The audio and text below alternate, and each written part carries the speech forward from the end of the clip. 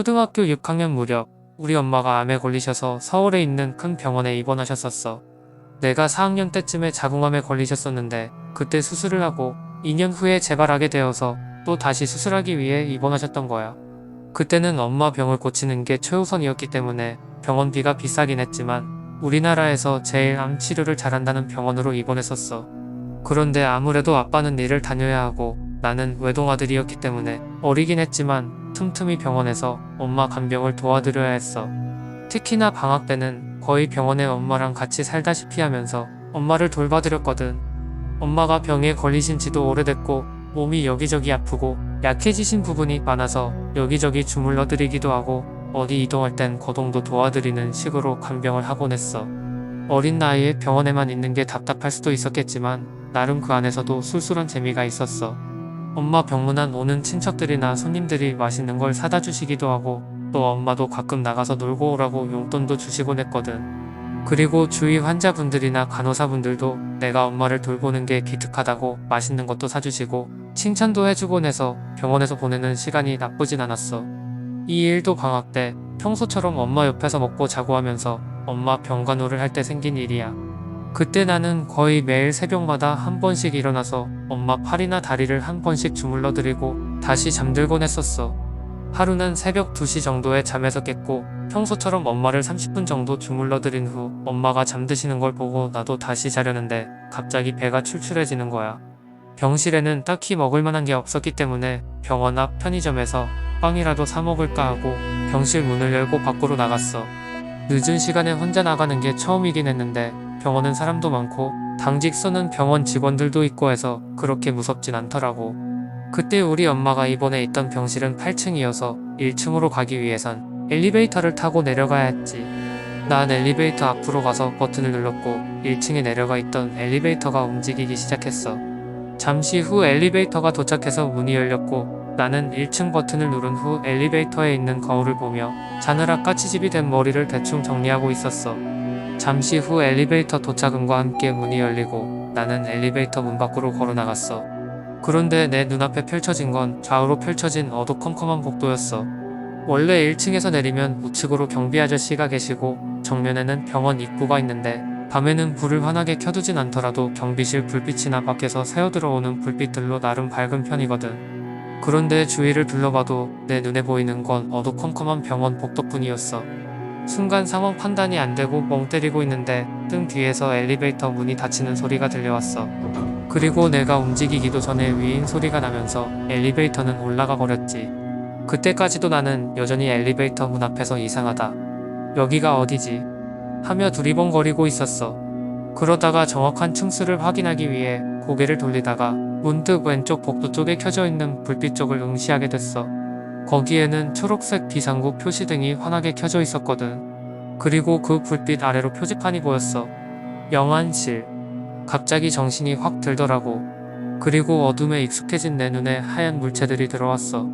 영안실 문밖 복도에 나와있는 침대들 위로 하얀 천이 덮여있는 모습들이 그날따라 고인이 된 분들이 많았던 건지 뭔지 영안실 복도까지 수많은 침대가 나와 있었어. 그 모습을 보고 잠시 뇌 정지가 왔던 나는 본능적으로 엘리베이터 옆에 있는 계단으로 뛰기 시작했어. 머리가 반응하기 전에 몸이 먼저 반응했던 것 같아. 그렇게 한숨에 달려간 계단 앞에는 철창이 내려져 막혀 있었어. 커다란 자물쇠로 잠겨있는 철문에 절망한 나는 그 철문을 막 흔들면서 살려달라고 소리쳤지. 그런데 마치 그 병원 건물에 아무도 없는 것처럼 아무런 반응도 없었어. 이제 여기서 도망칠 방법은 다시 엘리베이터를 잡거나 혹은 저 영안실 앞 침대들 사이를 지나 복도 끝에 있는 비상구 계단을 이용할 수밖에 없었어. 당연히 영안실 복도를 지나는 건 죽기보다 싫었지. 눈물이 저절로 나오는 걸 꾹꾹 참으면서 다시 엘리베이터 쪽으로 발길을 돌렸어. 그리고 애써 영안실 쪽으로 향하는 시선을 거두고 엘리베이터 버튼을 눌렀지. 나는 엘리베이터 문에 등을 기댄 채 앞만 바라보며 엘리베이터가 내려오길 기다렸어. 야속하게도 그새 엘리베이터는 8층까지 올라가 있더라고. 평소라면 엘리베이터 내려오는 시간이 그렇게 길게 느껴지지 않겠지만 그 순간만큼은 정말 무한대로 느껴지더라. 엘리베이터를 기다리는 그 시간 동안 나는 왼쪽에 있는 영안실 쪽을 보지 않으려고 죽을 힘을 다해 노력했지만 이상하게도 자꾸만 고개가 저절로 돌아가는 거야. 너무 무서워서 다시 고개를 돌리려고도 해봤는데 마치 머리가 고정된 듯이 계속 영안실 쪽만 바라보고 있었어. 만약 저 침대 중 하나가 벌떡 일어나기라도 한다면, 나한테 걸어오기라도 한다면 두려움에 기절할 것 같으면서도 도무지 시선이 떨어지지 않았어. 그때였어. 침대 중 하나에 덮여있는 흰 천이 툭 하고 움직이는 거야. 심장이 떨어지는 줄 알았어. 숨을 죽이고 그 흰 천만 계속 쳐다보는데 한동안 가만히 있더라. 그리고 갑자기 침대 위에 덮인 흰 천이 마치 숨을 쉬는 듯이 미세하게 올라갔다 내려갔다 하기 시작했어. 이윽고 살짝 열려있던 영안실 문 안쪽에서 침대 바퀴가 구르는 듯한 삐그덕하는 소리가 들려왔어. 그때부터 나는 반 정도 정신을 놨던 것 같아. 당장 눈을 돌리고 싶어도 뒤에서 누가 내 머리를 잡고 있는 듯이 머리통이 고정되어 있었어. 머릿속으론 아무 생각도 할 수 없었지. 특히나 그땐 어렸기 때문에 그 상황을 전혀 논리적으로 받아들일 수도 없었지. 그저 눈앞에서 조금씩 위아래로 움직이는 침대 위 흰 천만 쳐다보고 있었어. 그리고 이제는 눈에 확연하게 보일 정도로 하얀 천이 펄럭거리기 시작했어. 갑자기 침대 밑으로 손이 툭 떨어질 것만 같고, 아니면 누가 확 몸을 일으킬 것 같고, 게다가 자꾸만 귓가에 울리는 삐그덕거리는 침대 소리 때문에 금방이라도 기절할 것 같았어. 그때 엘리베이터 도착음과 함께 등 뒤에서 엘리베이터 문이 열리고 문에다 등을 기대고 있던 나는 엘리베이터 안으로 구르듯 뒤로 넘어졌어. 당연히 닫힘 스위치를 누를 생각도 못하고 넘어진 채로 멍하니 까만 문방만 바라보고 있는데 엘리베이터 문이 슥 닫히더라. 그 문이 닫히는 순간에도 갑자기 손이 턱 들어와서 문을 막을 것만 같아서 눈을 질끈 감아버렸어. 그렇게 문이 닫히고도 나는 얼이 빠진 것처럼 엘리베이터 바닥에 앉아서 숨만 헉헉대면서 멍하니 있었어. 그렇게 얼마나 있었을까? 멘탈이 나가서 엘리베이터 버튼도 누르지 않았다는 걸 깨달은 나는 8층 버튼을 누르려고 버튼 쪽으로 다가갔어. 그 순간 갑자기 띵 소리와 함께 엘리베이터 문이 열리는 거야. 열린 문틈 사이로 아까 봤던 까만 공간이 나타나는 순간 공포심이 극에 달했던 나는 비명을 질렀지. 내가 지르는 비명 소리가 엘리베이터에 막힌 공간에서 울려 퍼지고 그 소리에 더 놀라 더 비명을 지르는 그야말로 악순환이었어. 하지만 엘리베이터의 문은 열리기만 했을 뿐 다행히 거기엔 아무도 없었어. 아무도 없는데 문이 갑자기 열렸던 거야. 난 이제 더 이상 비명도 나오지 않았고 입만 와들와들 떨면서 닫힌 버튼과 8층 버튼을 미친 듯이 눌렀어. 잠시 후 엘리베이터 문이 닫히고 윙하는 소리를 내면서 엘리베이터는 8층으로 올라갔어. 원래 내가 가려던 건 1층이었지만 도저히 1층을 누르진 못하겠더라고. 혹시나 1층을 눌렀다가 또다시 아까 그 공간으로 갈 것 같았거든. 그렇게 엘리베이터는 무사히 8층에 도착했고 후다닥 8층의 복도를 지나 다시 엄마가 있는 병실로 들어갔어. 정말 눈에 눈물이 고여있을 정도로 겁에 질린 채로 나한테 생긴 일들을 다시 정리해봤지. 지하에서 본 건 아마 내가 환각을 본 게 아니었을까. 겁에 질려서 계속 한 부분만 쳐다보고 있으니 흰 천이 움직이는 것처럼 보였던 게 아닐까. 그리고 시계를 보니 고작 10분 정도밖에 지나지 않았더라. 내 체감상으로는 거의 2시간 이상 거기 있었던 것 같은데 말이야. 생각을 좀 정리하다 보니 갑자기 문득 1층으로 다시 내려가고 싶다는 생각이 들었어. 지금 생각해도 내가 왜 그랬는지는 잘 모르겠어. 원래 내 성격대로면 바로 엄마 옆에 붙어서 절대 문 밖으로 안 나갈 텐데 말이야. 그렇게 빵이 먹고 싶었던 건지 아니면 지금 내가 당한 일을 누구에게라도 알리고 싶었는지 아마 후자 쪽이었던 것 같아. 누구에게라도 털어놓지 않으면 이 무서운 기분을 떨쳐내지 못할 것 같았거든. 그렇지만 이번에는 도저히 엘리베이터는 못 타겠더라고. 엘리베이터는 포기하고 계단으로 1층까지 내려갔어. 솔직히 밤에는 계단에 비상등밖에 안 켜져 있어서 계단이 더 무서운데 말이야. 그래도 엘리베이터는 도저히 탈 수 없더라. 그렇게 1층까지 계단으로 내려온 나는 우선 경비 아저씨가 계신 곳부터 확인했어.